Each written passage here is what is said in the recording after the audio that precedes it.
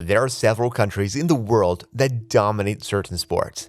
We cannot deny the fact that every sport is famous and played around the world for a reason, whether it has a large fan base or is dominated by a particular country. The interesting fact is that there are sports superstars who have played for certain sports that are not even the dominant sport of their country. So, in this video, we will only talk about the sports and the countries that dominate them. Let us start with women's archery. Archery has been cool in Korea for a millennia, from the horse-riding military archers of the 5th century BC to the hottest K-pop stars.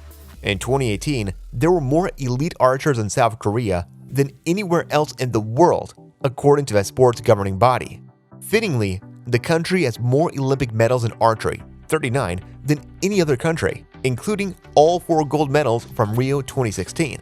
While the men's team is consistently strong, the women are the definition of dominance. The only time individual gold slipped through their fingers in 2008, Korean women still won silver and bronze. Basketball.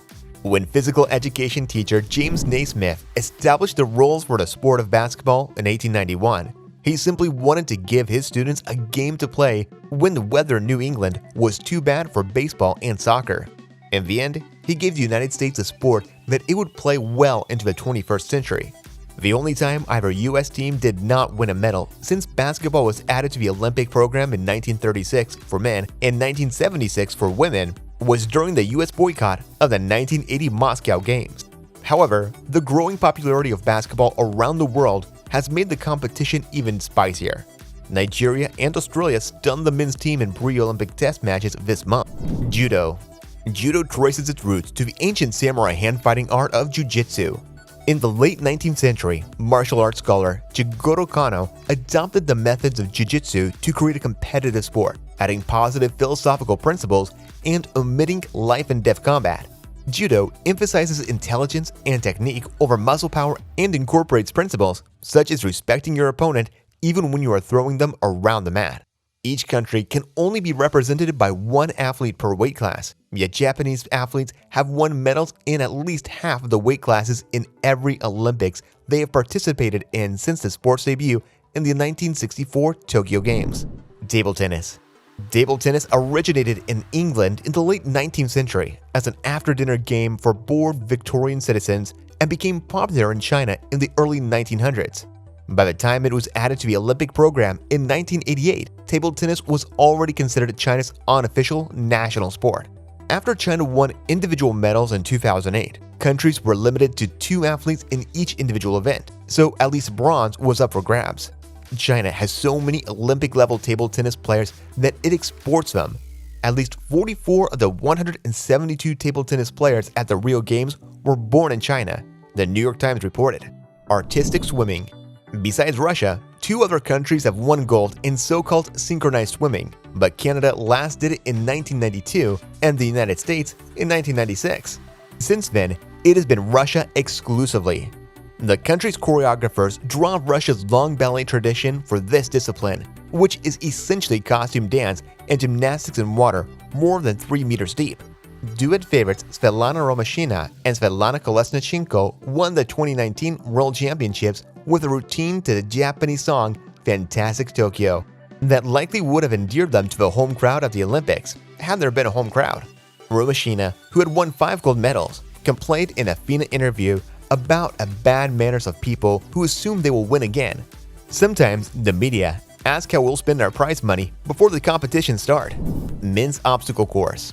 Kenya's bread and butter in athletics is long-distance running. Races of 800 meters or longer account for most of 103 medals. But Kenyans have not conquered any discipline as thoroughly as men's 3,000-meter steeplechase.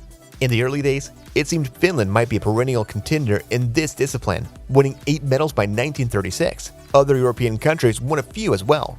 In 1968, Kenyan Amos Biwott won the final in an unorthodox way, jumping over the water jump like a hurdle instead of pushing off from the obstacle. Another Kenyan, Benjamin Kogo, took silver. 4 years later, Kenyans again took first and second place, led by Kip Keino, a police officer and a world record holder who became the country's first track and field superstar. When Kenya returned after boycotts in 1976 and 1980, the steeplechasers began an unbroken streak of gold medals that they hope to continue in Tokyo. Boxes. Cuba is second only to the United States in boxing medals, 73 to 113, although the country didn't enter Olympic boxing until 1960. Since 1972, Cuba has won more medals in boxing than the Americans in every Olympics in which both countries have participated. Boxing dates back to the ancient Olympics and reappeared in the modern games in 1904, but the sport really took off in Cuba after a riveting World Heavyweight Championship fight was held in Havana in 1915. When Fidel Castro took power in 1959, he banned professional boxing but put resources into developing amateur programs. Teofilo Stevenson won Cuba's first heavyweight boxing gold medal in 1972 and later added 2 more. Because he couldn't turn pro and stay in Cuba, he reportedly turned down several high-paying offers, including the chance to fight Muhammad Ali. "What's $1 million against 8 million Cubans who love me?" said Stevenson in 1974. He stayed, was indeed loved, and helped amateur boxing grow even more. The sport is responsible for 1/3 of Cuba's 222 Olympic medals. Men's water polo. Great Britain and Sweden were the early water polo powers, but Hungary's silver medal in 1928 sparked a streak in which the team won gold in 9 of the next 18 Olympics. On the way to the gold medal in 1956, the country won the most infamous water polo competition in Olympic history, a semifinal that became known as Blood in the Water. Hungarian Soviet games were often ugly, but this encounter took place just weeks after Soviet forces crushed an uprising in Budapest. Throughout the game, the players exchanged blows, insults, and underwater slaps. About a minute before the end, when Hungary was leading 4-0, a Soviet player got out of the water and headbutted 21-year-old Irvin Zador, who'd scored 2 goals. As blood poured from a wound near Zador's eye that required 8 stitches, the predominantly pro-Hungarian crowd stormed the pool deck. The referee stopped play to prevent a full-scale melee. Zador defected, ended up in the United States, and eventually coached teenage Mark Spitz. Hungary finished 5th in the last 2 Olympic tournaments, but is still one of the favorites in Tokyo. Wrestling. With the exception of the 1900 Games, wrestling has been part of the Olympic program since 1708 BC. Back then, Sparta was a big winner. Oddly, the 1900 Games featured tug-of-war, but no wrestling. But Turks have also wrestled for centuries, and matches were once part of victory celebrations, holidays, memorial vigils for fallen warriors, and even weddings.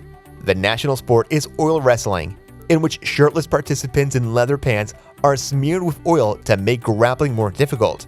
In a 2019 tournament dating back to 1362, some 2,400 wrestlers consumed more than 3 tons of olive oil. In modern Olympic competitions, the country ranks 5th in the history of gold medals. Volleyball. An old joke in Brazil says that volleyball is the country's favorite sport because football is a religion. Originally called mintonette, volleyball was invented by William G. Morgan in Massachusetts in 1895 as a less strenuous alternative to the crazy new game of basketball. No country truly dominates the Olympic game, but Brazil has matched the 2 giants, the Soviet Union and the United States, as the only team to win the men's indoor gold medal 3 times since the event's debut in 1964. On the sand, Brazilian men and women have won at least 1 medal in every Olympics except once since beach volleyball was added in 1996. The men in both disciplines are on a bit of a roll in Tokyo. The indoor team has won gold or silver at the last 4 Olympics, including gold in front of home crowd in Rio, and they led the world rankings. Of course, if you know more or just want to talk about the video, feel free to let us know in the comments. Also, don't forget to like and subscribe to the channel to see more videos like this.